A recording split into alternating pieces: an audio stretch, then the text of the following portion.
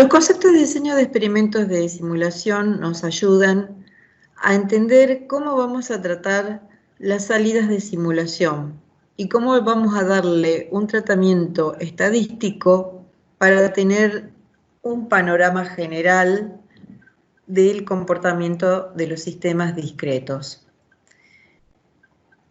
En general, nosotros cuando corremos un modelo de simulación de un sistema discreto, obtenemos resultados o salidas de simulación que son variables aleatorias, tendrán su estadística descriptiva, pero en la medida que vayamos cambiando datos de entrada, vamos a obtener distintas salidas. Y en la medida que hagamos repeticiones, también tenemos distintas salidas porque se trata de sistemas discretos que tienen un comportamiento aleatorio.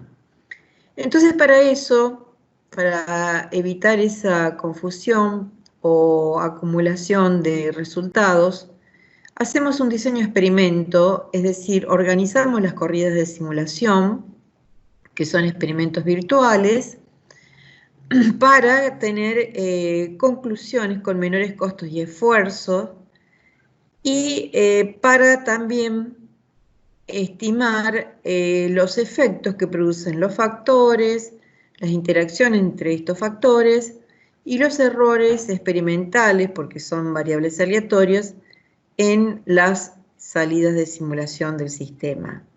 De esa forma se obtiene la máxima información con el mínimo número de experimentos. Los diseños de experimentos no solamente se aplican a simulación por computadora, sino a todo tipo de investigación, sea del tipo social, a través de encuestas, del tipo científico, a través de ensayos de laboratorio o ensayos tecnológicos o económicos, es decir, todo sistema donde tenga mediciones y observaciones. Entonces, en nuestro caso,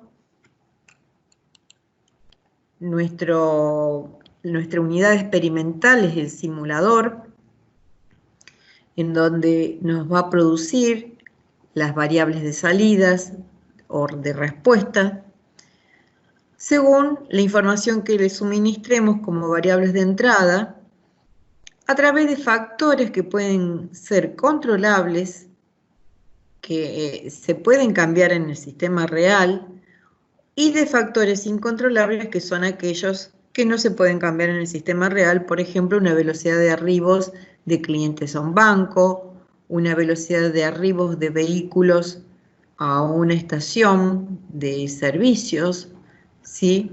En cambio, los factores controlables sí pueden ser cambiados, por ejemplo, la cantidad de cajas que hay en un supermercado, la cantidad de cajas que hay en un banco, la cantidad de empleados que atienden en un banco.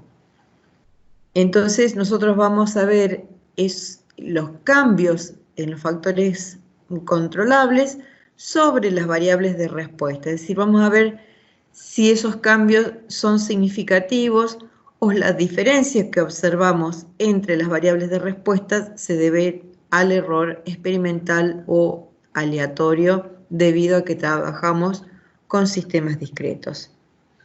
Hay toda una terminología en diseños de experimentos, ya hemos mencionado algunas como variables de respuestas y factores. Los niveles son los valores que toman los factores, las combinaciones son el conjunto de niveles o combinaciones entre niveles de los factores, cada combinación se denomina también tratamiento, las corridas que tienen en cuenta el número de repeticiones elegidos y las réplicas o repeticiones que son de alguno o de todos los experimentos. También es importante en el diseño de experimento y en el tratamiento estadístico descubrir el efecto de las interacciones entre los factores cuando tenemos más de un factor. Por ejemplo, en el gráfico de la izquierda vemos que cambia el valor del factor B y cambia la respuesta para dos valores de niveles constantes del otro factor, pero la tendencia es la misma. En cambio, en el gráfico de la derecha vemos tendencias opuestas en el comportamiento cuando cambia el factor el nivel del factor B y cambian los niveles del factor A. Entonces ahí vemos una intersección de las rectas que nos está indicando que la interacción es significativa. Por lo tanto, cuando se tomen algunas decisiones respecto a un sistema sobre estos niveles de factores, hay que tener en cuenta que según cuáles sean, puede haber o no interacción significativa.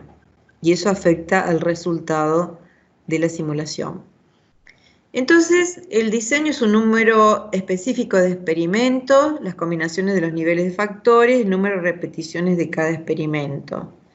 Y la unidad experimental es lo que se emplea para el ensayo. Lo que se busca, en definitiva, es determinar cuáles son los factores que tienen efectos sobre la variable de respuesta y se tendrán en cuenta oportunamente cuando se tomen decisiones.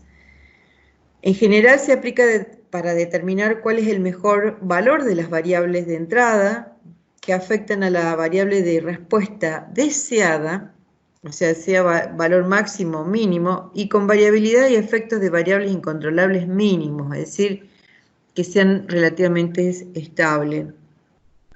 Y la clave tiene que ver con encontrar quién explica el origen de la variabilidad, el factor o el error. Obviamente que ambos producen variabilidad, pero lo más importante es ver cuál es la significancia estadística de los mismos.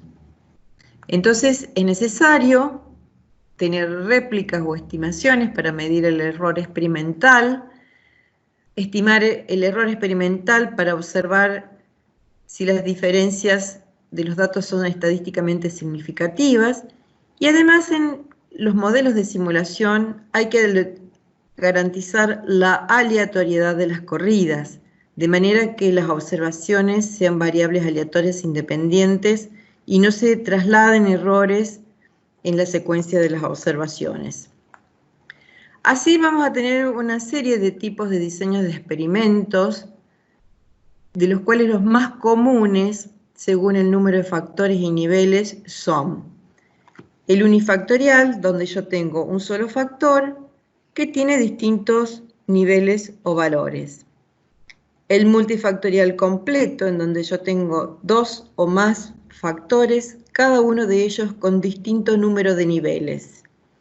El factorial 2 a la k, en donde tengo a todos los factores en solamente dos niveles, es decir, k va a ser el número de factores y todos tienen dos niveles.